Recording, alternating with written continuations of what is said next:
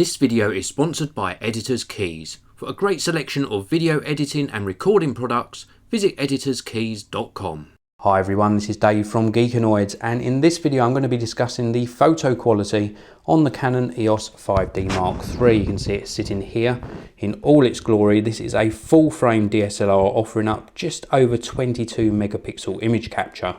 Now you can see mounted on this a Tamron SP 24 to 70mm f2.8 lens, and this is what I've been primarily using for my first sort of photo experience with the 5D Mark III.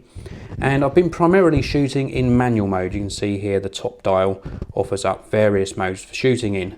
Something else I just want to mention very quickly is the ergonomics. It's got a very deep grip, very comfortable to hold, but it's quite a weighty camera, so it's certainly something you have to get used to.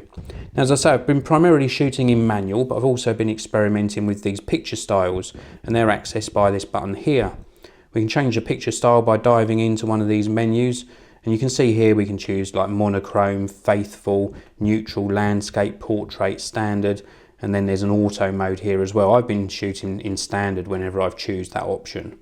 We've also got some multiple exposure options here, and also an HDR mode, which is really interesting. A lot of people tend to shoot multiple exposures and then put them together in software to create their HDR image or high dynamic range, but you can actually do it in camera.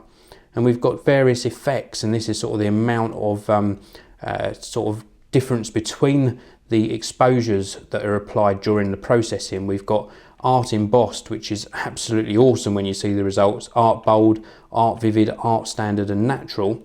And then we've also got whether it takes one shot only or every shot in HDR.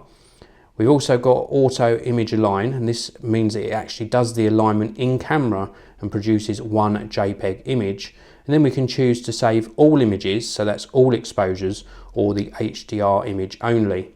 So I'm going to let you sit back and enjoy some of the pictures I've been taking with the Canon EOS 5D Mark III. I'll also be putting a link underneath the video, so please do check that out. That'll take you to my Flickr set for my 5D Mark III images. So thanks very much for watching. I hope you enjoy the slideshow that follows, and I will see you all in the next video.